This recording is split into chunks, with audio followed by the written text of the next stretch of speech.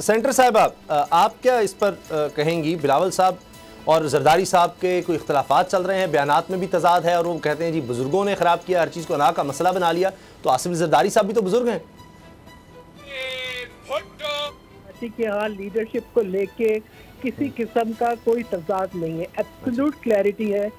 Peoples party के सदर आसिफ अली जरदारी, साबिक सदर मुमलिकत आसिफ अली जरदारी बहुत वजाहत के साथ कह चुके हैं कि बिलावल भुट्टो जरदारी को वजीर आजम देखना चाहते हैं और हमारे यहाँ पूरी peoples party chairman Bilawal Bhutto Zardari के साथ खड़ी है और हम दुआगो भी है और हमारी कोशिश भी है और हमारा यकीन भी है कि बिलावल भुट्टो जरदारी जो है वो इंशाल्लाह एक अक्सरियती जमात बन के पीपल्स पार्टी उभरेगी और वो हमारे वजीर आजम के जो है वो हम उनको वजीर आजम नामजद भी करवाएंगे इंशाल्लाह। ठीक है, तो इसके अंदर कोई किसी किस्म के जो है कोई भाव नहीं है कि वो हमारे वजीर आजम के कैंडिडेट है और इंशाल्लाह पाकिस्तान के आइंदा वजीर आजम भी होंगे।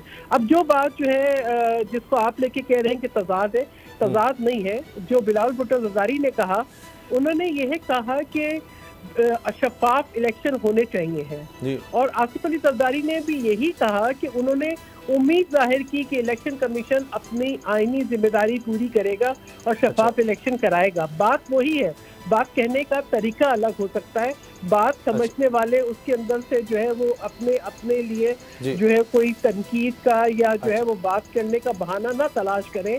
बात यह है जो लोग अपना बयानिया दफन कर चुके हों वो इसी किस्म की बातों को उछालेंगे कि जी आसिफ अली जरदारी साहब ने क्या कह दिया और बिलावल भुट्टो जरदारी ने क्या कह दिया। एक ही बात कही है, चले एक ही बात कही है कि इलेक्शन शफाफ होने चाहिए। ठीक है, एक ही बात कही है कि जो है वो इलेक्शन कमीशन को अपनी आईनी जिम्मेदारी पूरी करनी चाहिए। चले आप जहाँ तक कि पाकिस्तान में इस वक्त 70% नौजवान है तो यकीनन नौजवान क़यादत आगे आनी चाहिए और बिलावल भुट्टो जरदारी आज जो है वो एक ऐसी जमात के जो है वो सरबराह हैं जिसकी जड़ें पूरे पाकिस्तान में है। जी ठीक है, चले वो नौजवानों को मुखातिब कर रहे हैं और उनको अपील कर रहे हैं। सब्सक्राइब करें और बेल दबाएं ताकि कोई खबर रह न जाए।